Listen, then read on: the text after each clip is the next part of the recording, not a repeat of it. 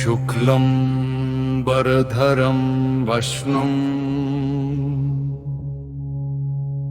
शशिवर्णं चतुर्भुजं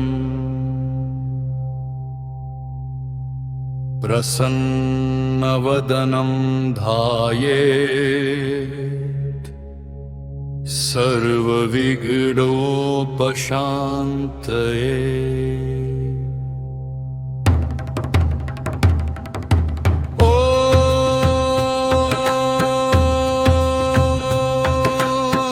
यद्विरदवक्त्राद्याः पारिषद्या परशतम्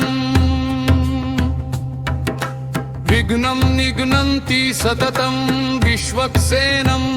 तमाश्रये। व्यासं वसिष्ठनप्तारं शक्ते पौत्रमतल्मषं पराशरात्मजं वन्दे शुक्तातं तपोनिधिं। व्यासाय विष्णुरूपाय व्यासरूपाय विष्णवे नमो वै ब्रह्मनिधये वासिष्ठाय नमो नमः। अविकाराय शुद्धाय नित्याय परमात्मने सदैकरूपरूपाय विष्णवे सर्वजिष्णवे। यस्य स्मरणमात्रेण जन्म संसारबन्धनात् विमुच्यते नमस्तस्मै विष्णवे प्रभविष्णवे। ॐ नमो विष्णवे प्रभविष्णवे। श्रीवैशम्पायन उवाच श्रुत्वा धर्मानशेषेण पावनानि च सर्वशः युधिष्ठिर शान्तनवं पुनरेवाभ्यभाषत। युधिष्ठिर उवाच किमेकं दैवतं लोके किं वाप्येकं परायणं स्तुवन्तः कं कमर्चन्तः प्राप्नुयुर्मानवाः शुभम्। को धर्मः सर्वधर्माणां भवतः परमो मतः किं जपन्मुच्यते जन्तुर्जन्म संसारबन्धनात्। भीष्म उवाच जगत्प्रभुं देवदेवमनन्तं पुरुषोत्तमं स्तुवन्नाम सहस्रेण पुरुषः सततोत्थितः। तमेव चार्चयन् नित्यं भक्त्या पुरुषम् अव्ययम् ध्यायन् स्तुवन्नमस्यं शत्यजमानस्तमेव च। अनादिनिधनं विष्णुं सर्वलोकं महेश्वरं लोकाध्यक्षं स्तुवन् नित्यं सर्वदुःखातिगो भवेत्। ब्रह्मण्यं सर्वधर्मज्ञं लोकानां कीर्तिवर्धनं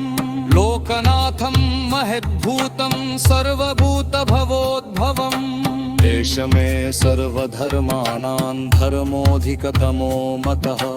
यद्भक्त्या पुण्डरीकाक्षं स्तवैरर्चन्नरः सदा। परमं यो महत्तेजः परमं यो महत्तपः परमं यो महत्प्रम्प परमं यः परायणम्। पवित्राणां पवित्रमं यो मङ्गलानां च मङ्गलं दैवतं दैवतानां च भूतानां यो व्ययपितः। यतः सर्वाणि भूतानि भवन्त्यादियुगागमे यस्मिंश्च प्रलयं यान्ति पुनरेव युगक्षये। तस्य लोकप्रधानस्य जगन्नाथस्य भूपते विष्णोर्नाम सहस्रं मे शृणु पापभयापहम्। यानि नामानि गौणानि विख्यातानि महात्मनः ऋषिभिः परिगीतानि तानि वक्ष्यामि भूतये। ऋषिर्नाम्नां सहस्रस्येव व्यासो महामुनिः छन्दोऽनुष्टुप् तथा देवो भगवान् देवकीसुतः। अमृतांशोद्भवो बीजं शक्तिर्देवकी नन्दनः त्रिसामा हृदयं तस्य शान्त्यर्थे विनियोज्यते। विष्णुं जिष्णुं महाविष्णुं परविष्णुं महेश्वरम् अनेकरूपदैत्यान्तं नमामि पुरुषोत्तमम्। विष्णुं जिष्णुं महाविष्णुं तव विष्णुं महेश्वरम् अनेकरूपदैत्यान्तं नमामि पुरुषोत्तमम्।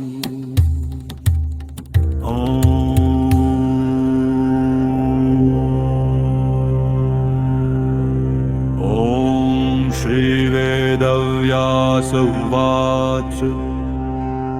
ॐ अस्य श्रीविष्णोर्दिव्यसहस्रनामस्तोत्रमहामन्त्रस्य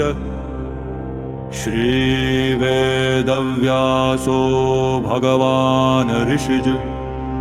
अनुष्टुप् छन्दः श्रीमहाविष्णु परमात्मा श्रीमन्नारायणो देवता अमृतांशुद्भवो भानुरिति बीजम् देवकीनन्दनः सृष्टेति शक्तिः उद्भव शोभनो देव इति परमो मन्त्रः शङ्खवृन्नन्दकी चक्रीति कीलकम् शार्ङ्गधन्वा गदाधर इत्यस्त्रम् रथाङ्गपाणिरक्षोभ्य इति नेत्रन् ईशो अमा सामग सामेति कवचम्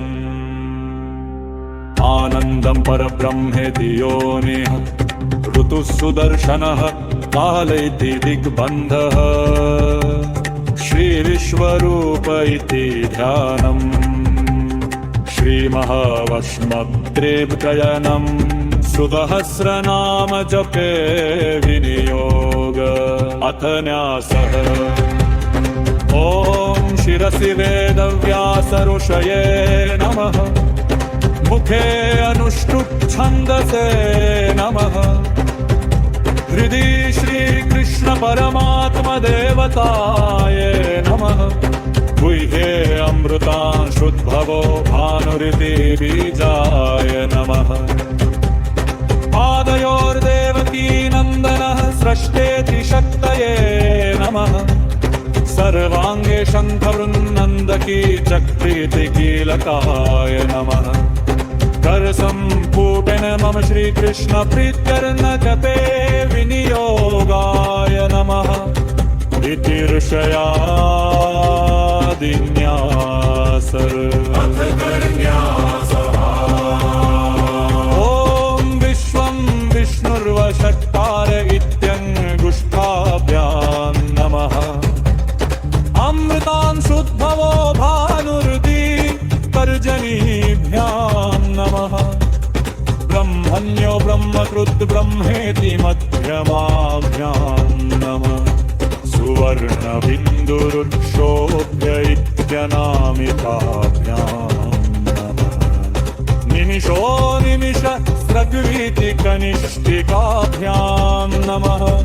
रथाङ्गपाणिरक्षोभ्य इति तरभयतरपृष्ठोभ्यां नमः इति करन्यासः अथ षडङ्गन्यासः ॐ विश्वं विष्णुर्वचत्कार इति हृदयाय नमः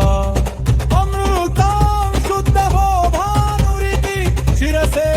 स्वाहा ब्रह्मण्यो ब्रह्मकृत् ब्रह्मेति शिखायै वषट् सुवर्णबिन्दुर्क्षोत्र इति कवचाय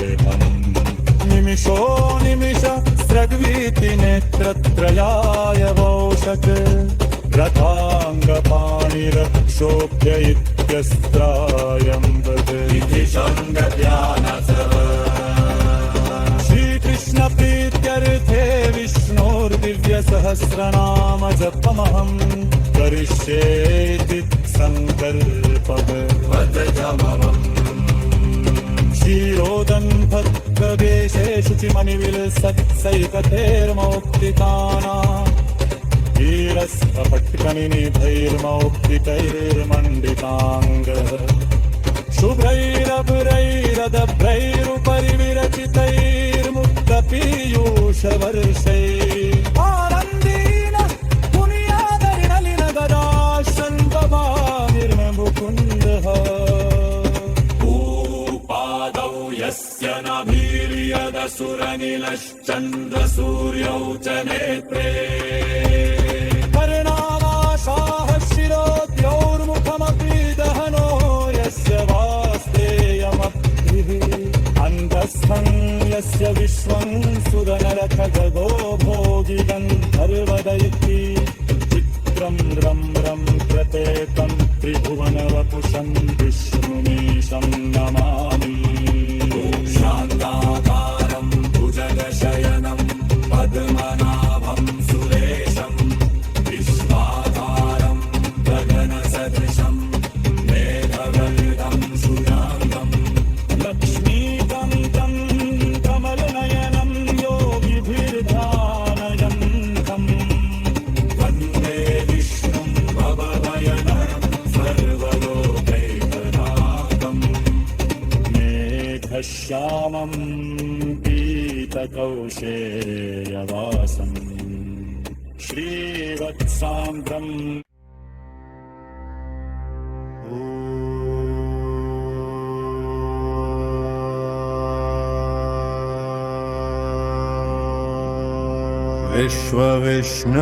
विश्वविष्णुर्वषट्कारो भूतभव्यभवत्प्रभु भूतकृद्भूतभृद्भावो भूतात्मा भूतभावना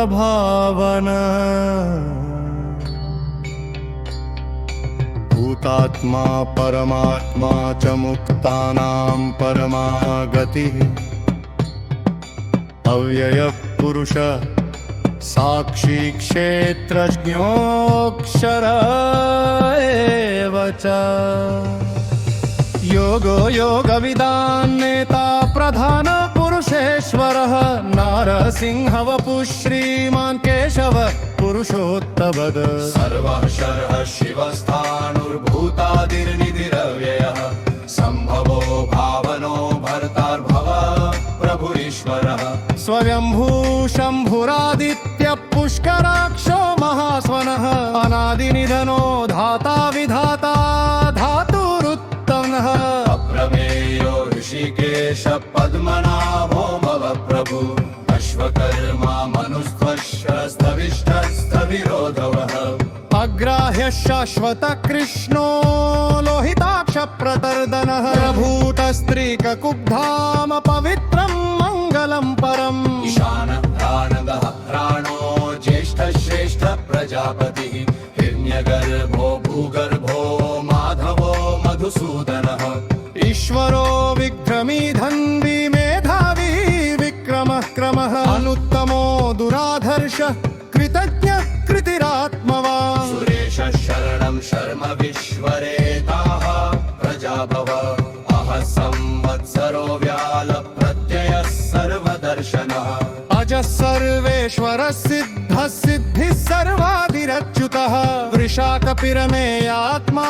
सर्वयोगविनिःसृतः वसुर्वसुमना सत्यः समात्मा संहितः सम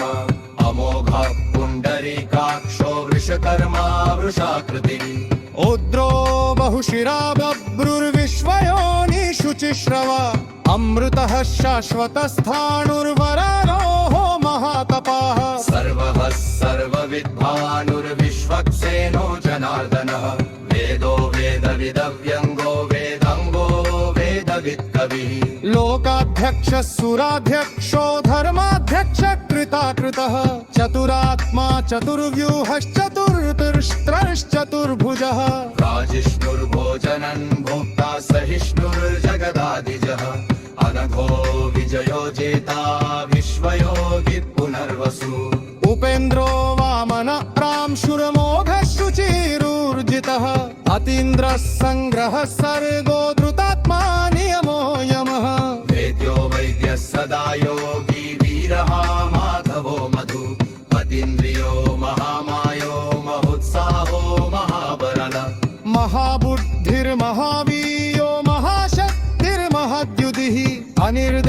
वपुः श्रीमानमे आत्मा महाद्रिधृत् वह श्वासो महीभर्ता श्रीनिवासः सताङ्गति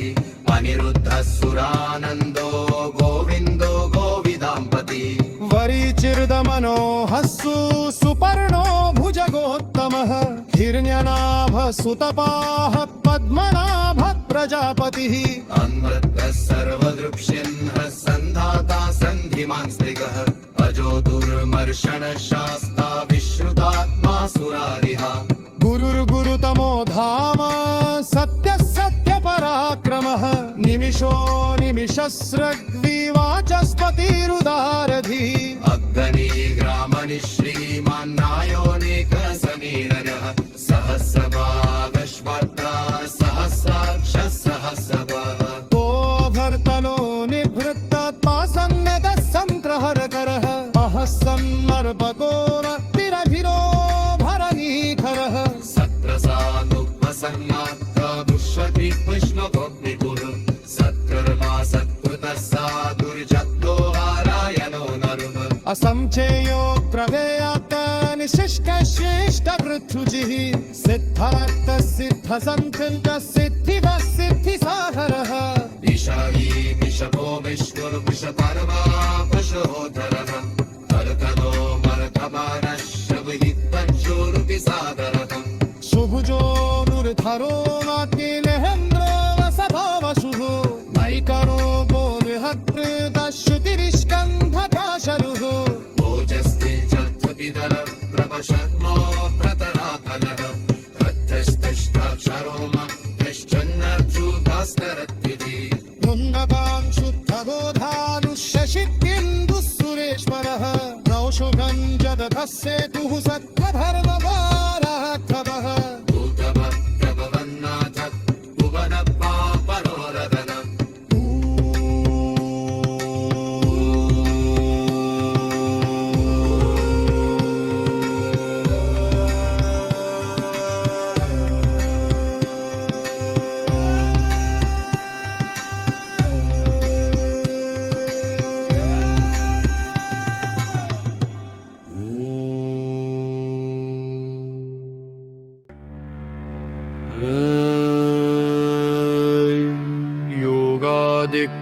योगादिकृद्योगावर्तो नैकमायो महाशनः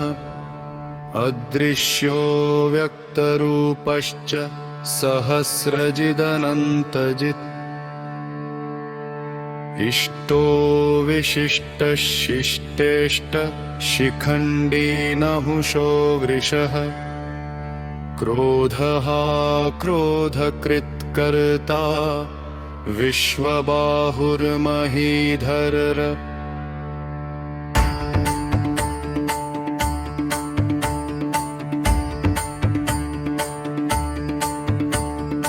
अच्युतः प्रथितः प्राणदो वासवानुजः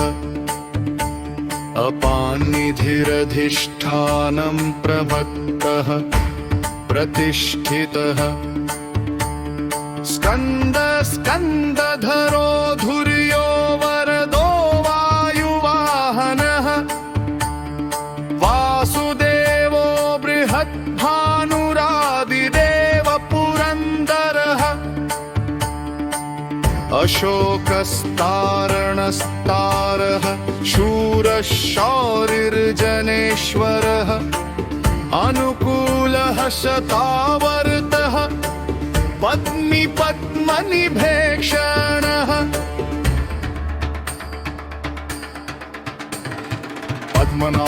पद्मनाभोरविन्दाक्ष पद्मगर्भ शरीरभत् महद्भिरुद्धो वृद्धात्मा महाक्षो गरुडध्वजः अतुलः शरभो भीमः समयज्ञो हविर्हरिः सर्वलक्षणलक्षण्यो लक्ष्मीवान् समितिञ्जय विक्षरो रोहितो मार्गो हेतुर्दामोदरः सह महीधरो महाभागो वेगः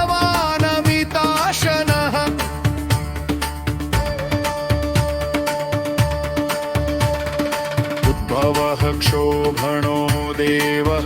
श्रीगर्भः परमेश्वरः करणं कारणं कर्ता विकर्तो गहनो गुह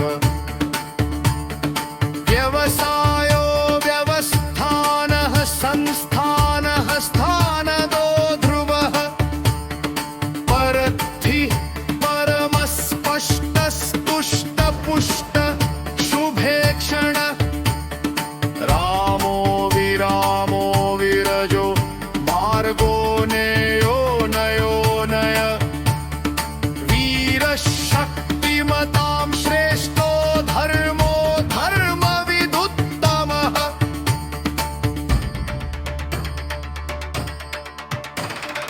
वरितुं परपुरुषः प्राणनताडनः प्रणमत्रितु हिरण्यगर्भः शत्रुघ्नो आजप्तो वायुरधोक्षजः ऋतु सुदर्शन काल परमेष्ठी परिग्रहः उग्र संवत्सरो दक्षो विश्रामो विश्वदक्षिण विस्तारस्थावरस्थाणु अक्रमाणं बीजमव्ययम् अर्थोऽनर्थो महाकोशो महाभोगो महाभः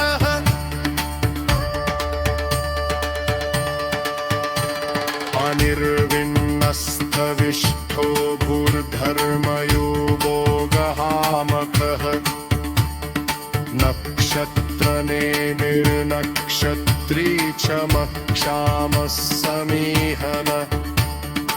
यज्ञ इज्जो महेज्यश्च क्रतुः सत्रं सतां गतिः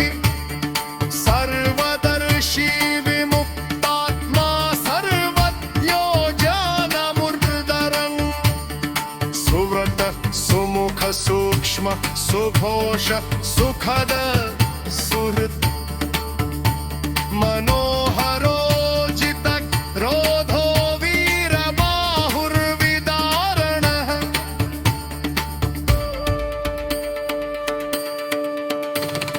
स्वापनः सवशो व्यापी नैकात्मानैककर्मकृत् वत्सरो वत्सलो वत्सीरत्नगर्भो धनेश्वर गभस्तिना हि सत्त्वस्थः सिंहो भूतमहेश्वरः आदिदेवो महादेवो देवेशो देववृद्गुरुः पत्तरो गोपतिर्गोप्ता ज्ञानगम्यः पुरातनः शरीरभूतवृद्भोक्ता कपीन्द्रो भूरि दक्षिणः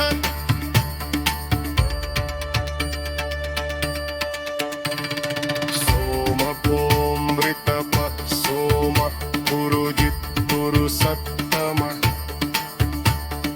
विनयो जय सत्यसञ्जोदाशारः सात्वतापति जीवो विनयिता साक्षी मुकुन्दो मितविक्रमः वम्भो निधिरनन्तात्मा महोदधिष्योऽन्तकः अजो महार्ह स्वाभाव्योजिताव्युत्तः कहोदर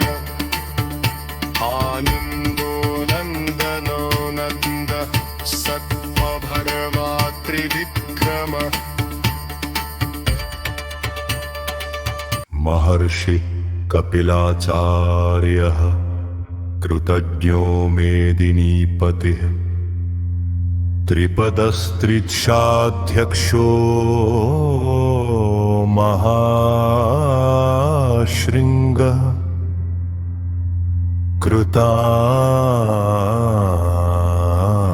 कृतान्तकृत् महावराहो गोविन्द सुषेण कनकांगदी गुह्यो गभीरो गहनो गुप्तश्चक्रगदाधरः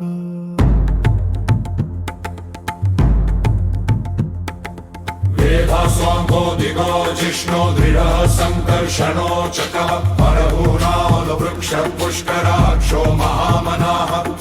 भगवान् भगहानन्दी वनमाली हलायुधः आदित्यो ज्योतिरादित्य सहिष्णुर्गति सत्तमः सुधन्वा खंड परशुर्दारुणो द्रविण प्रदः दिभस्पृक् सर्वदृग्व्यासो वाचस्पतिरयो निजः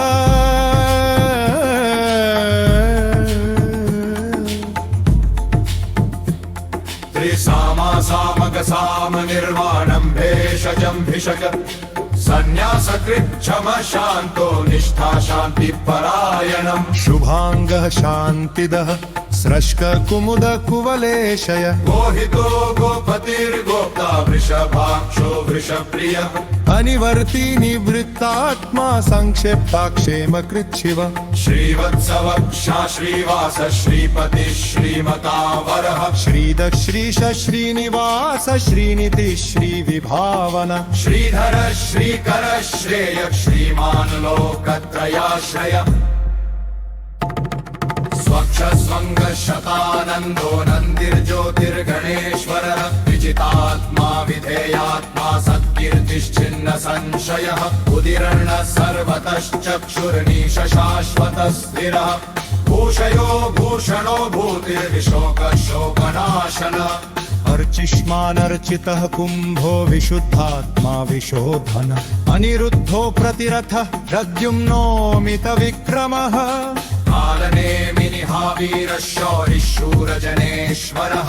त्रिलोकात्मा त्रिलोकेश केशवः केशिहा हरि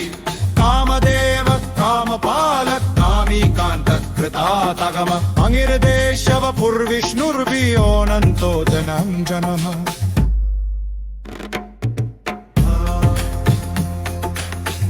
ब्रह्मण्यो ब्रह्मकृत्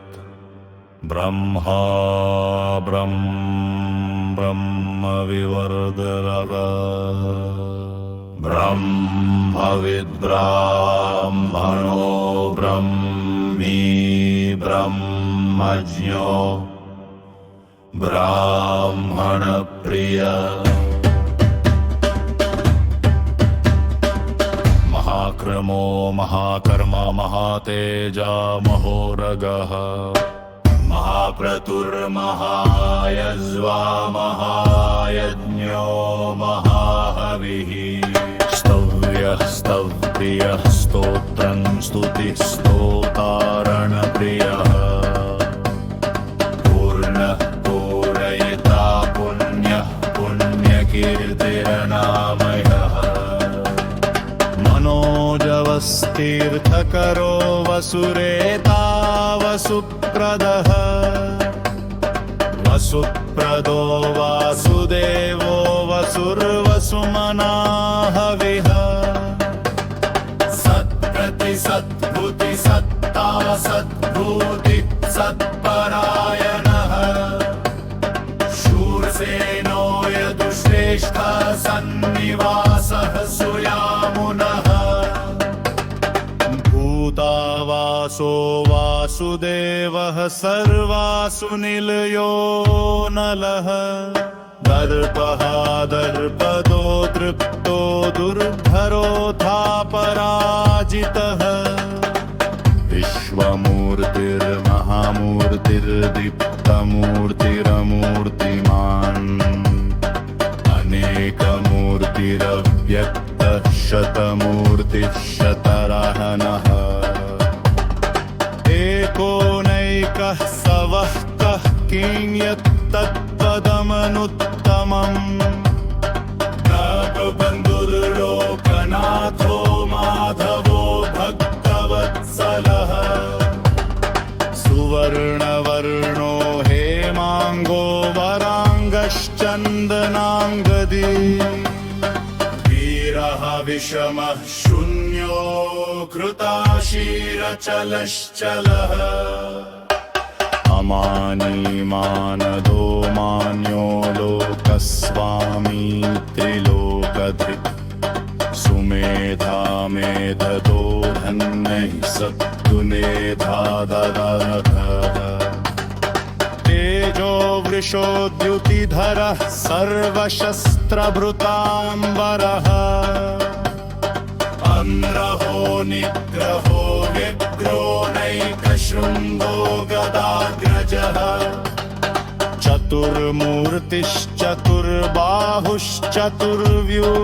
चतुर्मूर्तिश्चतुर्बाहुश्चतुर्व्यूहश्चतुर्गतिः चतुरात्मा चतुर्भावश्चतुर्वेद विदेकपात्तः समावदृदो निमत्तद्मा दुर्जयो दुरकित्रणः दुर्लभो दुर्गमो दुर्गो दुरावासो दुरारिः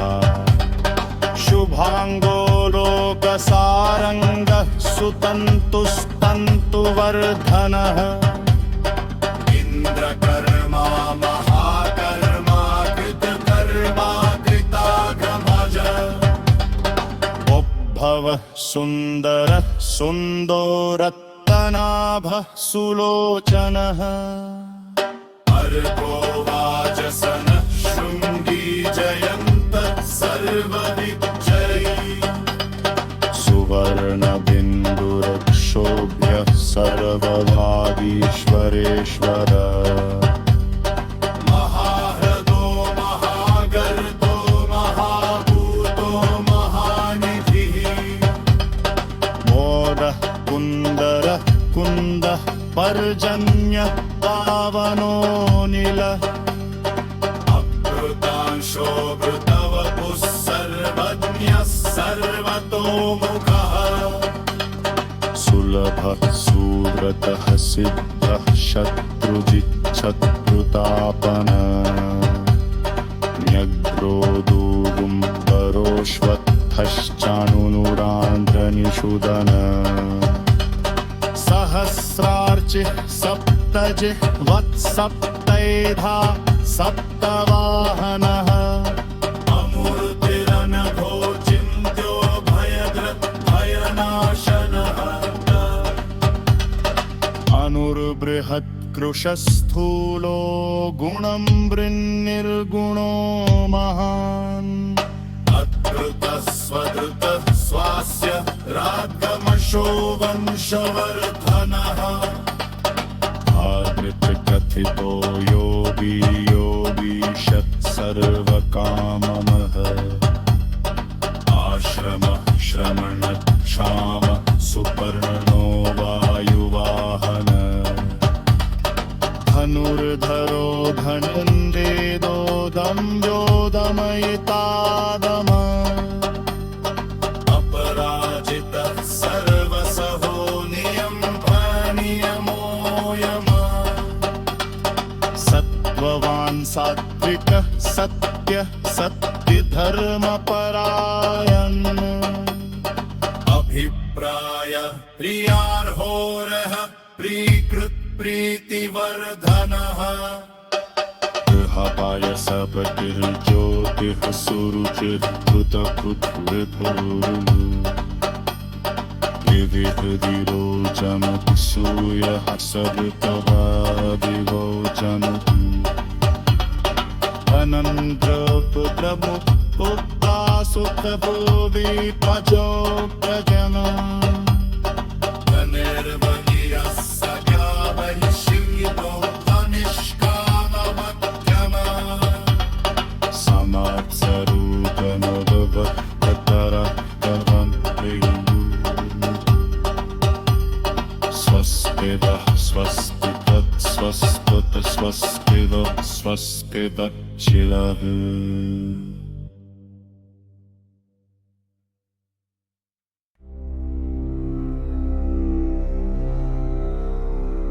रौद्रः कुण्डली चक्री विक्रम्यूर्जित्शासनः शब्दातिगः शब्दसः शिशिरः शर्वरीकर अक्रूर पेशलो दक्षो दक्षिण क्षमिणान्वर विद्वत्तमो वीतभय पुण्यश्रवणकीर्तनः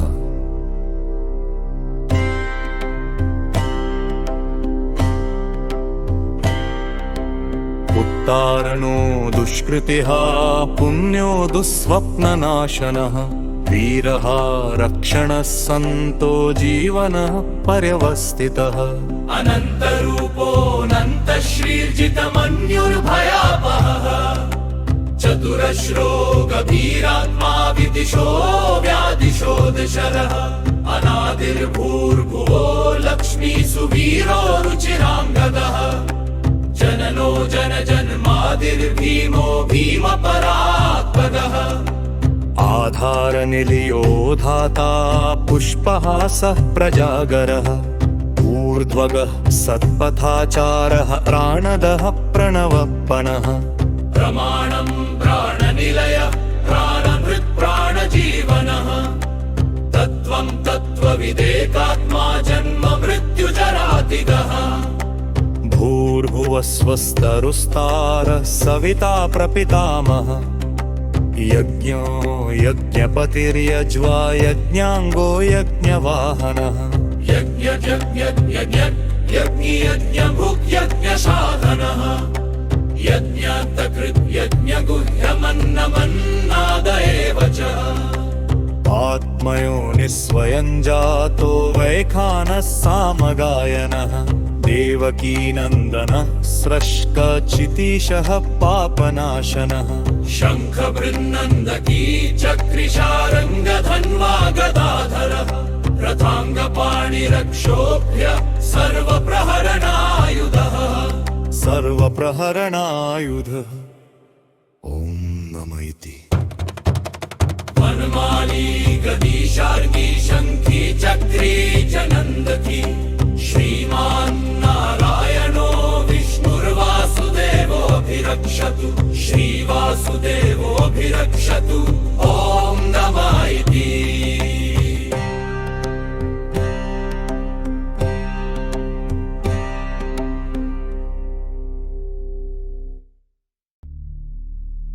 उत्तरन्यासः भीष्मोवाच इतीदं कीर्तनीयस्य केशवस्य महात्मनः नाम्नां सहस्रं दिव्यनामशेषेण प्रकीर्तितम्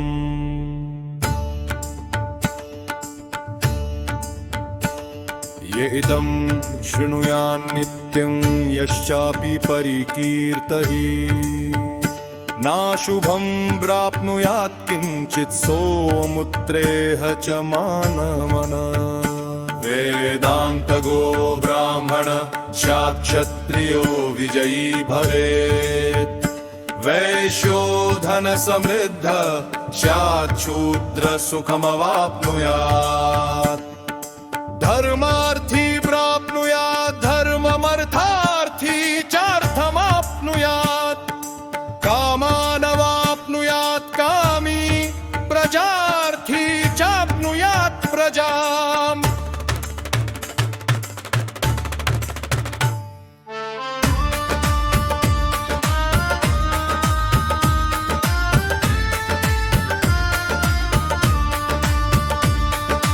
भक्तिमान्य सदोत्थाय शुचिस्तद्गतमानस सहस्रं वासुदेवस्य नाम्नामेतत् प्रकीर्तये यशः प्राप्नोति विपुलं ज्ञाति प्राधान्यमेव च अचला श्रियमाप्नोति श्रेयः प्राप्नोति प्रभर्तवम् नाभयं क्वचिदाप्नोति वीर्यं तेजश्च विन्दति भवत्यरोगो द्योतिमान् बलरूपगुणान्वितः रोगार्तो मुच्यते रोगात् बद्धो मुच्येत बन्धनात् भयामच्चेत भीतस्तु मुच्येतापन्नापदः दुर्गान्यतितरत्याशु पुरुषः पुरुषोत्तमम् स्तुवन्नाम सहस्रेण नित्यं भक्ति समन्वितः वासुदेवाश्रयो मर्त्यो वासुदेवपरायणः शुद्धात्मा याति ब्रह्म सनातनम् वासुदेव भक्तानां शुभं विद्यते क्वचित् जन्म मृत्यु जराव्याधि भयं नैवोपजायते इमं स्तवामधियान श्रद्धा भक्ति समन्वितः युज्येतात्मसुखक्षान्ति श्रीधृति स्मृति कीर्तिभिः न क्रोधो न च मात्सर्यं न लोभो न शुभामति भवन्ति पितरः पुण्यानां भक्तानां पुरुषोत्तमे लीलमास्तवं भगवतो विष्णोर्व्यासेन कीर्तितम् पठेद्यैच्छेत् पुरुषश्रेय पापुमं सुधामि च इन्द्रियाणि मनोबुद्धिः सत्त्वं तेजाभयं हृदि वासुदेवः पकान्याहुच्छेत्रं क्षेत्रज्जयेति सर्वागमानामचार प्रथां परिधार्पते आचार्भावो धर्मो धर्मस्य प्रभुरच्युतः ऋषयः पितरो देवा महाभूतानि धातव जङ्गमं चेदं जगन्नारायणोपकमो योगो ज्ञानं तथा साङ्ख्यं विद्या शिल्पादिकर्म च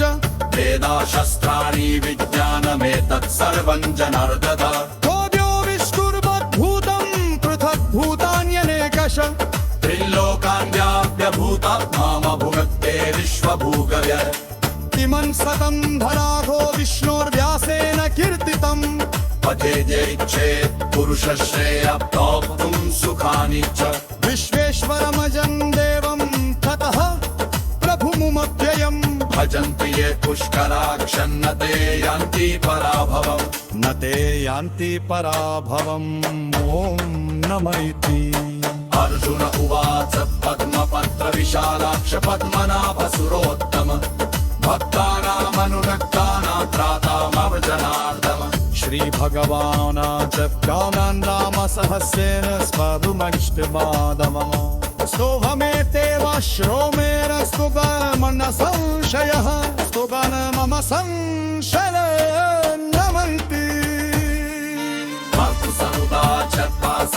वासुदेवस्य वासितमुं मगत्रय सर्वभूतनिवासांसि वासुदेवनमोऽस्तु ते श्रीवासुदेवनमस्तु तयोर्थमैत्रै वदन्तो मुच्येतौ पारे बलपुधा मुष्टो नाम सहस्रतमुपज्जति तन्निमेदितं शोभुमे च वर्तते ईश्वरौ मत् श्रीरामरारदे मूढमिति राधे मनोनमि श्रीभवराभवनामो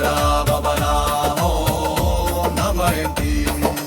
पद्मायाचलभोस्तवं काय सरस्वमूर्धरे सहस्रपादाक्षशिरोरभवे सहस्रनाम्ने पुरुषमैशोषये सहस्रभूतियुगकारिणे नमः सहस्रभूतियुगकारिणे ॐ नमः इति संजय वाचित्यत्वयोगेश्वर विष्णुरथप्रभः प्रभुमतये अत्र श्रीविजयमुर्मो की प्रवाना गिरमते दवले श्रीभगवान् नाचनल् नाश्चिन्तयन् पर्वदन्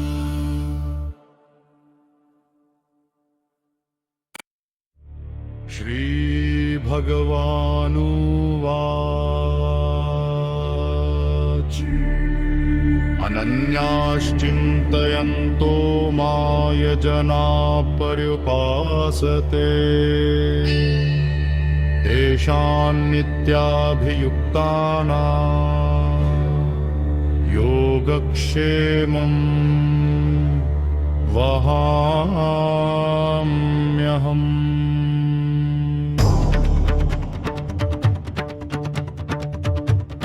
परित्राणाय साधूनां विनाशाय च दुष्कृताम् धर्म संस्थापनार्थाय संभवामि युगे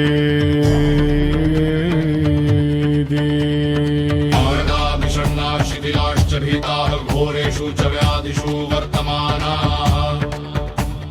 सङ्कीर्तनारायण शब्दमात्रं विमुक्तदुःखा सुखिनो भवन्तु। कायेन वाचा मनसेन्द्रिये वा बुद्ध्यात्मना वा प्रकृतिस्वभावात् करोमि यद्यत् सकलं परस्मै नारायणायेति समर्पयामि। इति श्रीविष्णोर्दिव्यसहस्रनामस्तोत्रं सम्पूर्णम्। ॐ तत्सदिति।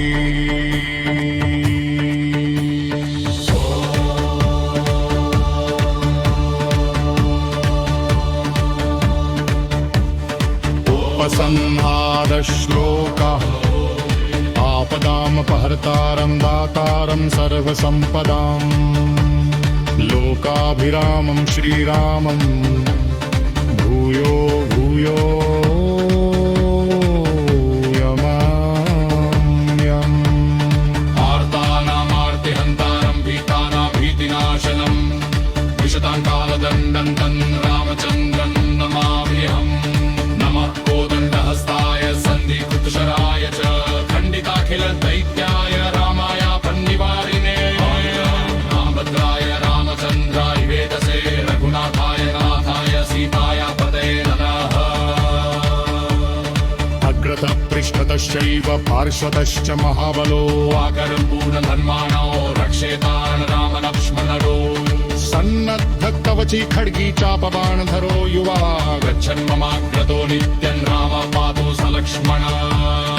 अच्युतानन्त गोविन्द नामोच्चारण भेषजा नश्यन्ति सकलारोगा सत्यं सत्यं वदाम्यहम्। सत्यं सत्यं पुनः सत्यम् उद्धृत्य भुजमुच्यते वेदाक्षास परं नास्ति न देवं केशवात् परम्। शरीरे जर्झरीभूते व्याधिग्रस्ते कलेवरे औषधं जाह्नवीतोऽयं वैद्यो नारायणो हरि। आलोक्य सर्वशास्त्राणि विचार्य च पुनः पुनः इदमेकं सुनिष्पन् ध्येयो नारायणो हरि। यदक्षरपदभ्रष्टं मात्राहीनं तु यद्भवे तत्सहर्षं यथा देव नारायण नमोऽस्तु ते। विसर्गबिन्दुमात्राणि पदपादाक्षराणि च न्यूनानि चातिरिक्तानि क्षमस्व पुरुषोत्तमम्। पर्यायोपसंहार श्लोकः नमः कमलनाभाय नमस्ते जलशायिने नमस्ते केशवानन्त वासुदेव नमोऽस्तु ते। नमो ब्रह्मण्यदेवाय गोब्राह्मणहिताय च अच्युताय कृष्णाय गोविन्दाय नमो नमः।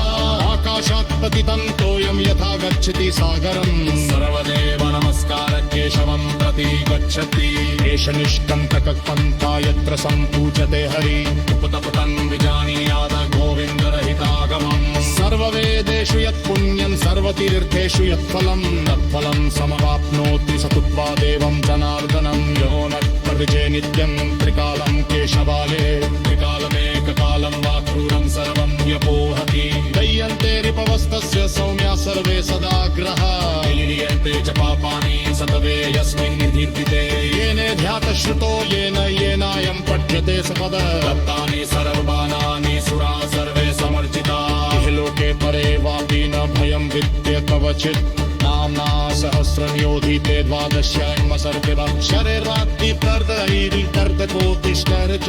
पुष्पप्रसन्नपापा विद्यन्ते तोगतसतरशर्गौ अतेन्नरापसहस्रन्तु भवातूर्तकदं मतिं शतालये तदेकिनदं कलसे बलं सदस्तितं मालुमुक्तिदलाद्वाति शङ्करवाली पजूयतो यम्बरत्नाविकर्णदों सापदां कलशगिरे निरयो यन्ति पापरिचाल्यदापस्य कापक सङ्कलात्मिनन्नपुता अष्टुरात्मं सदक्षति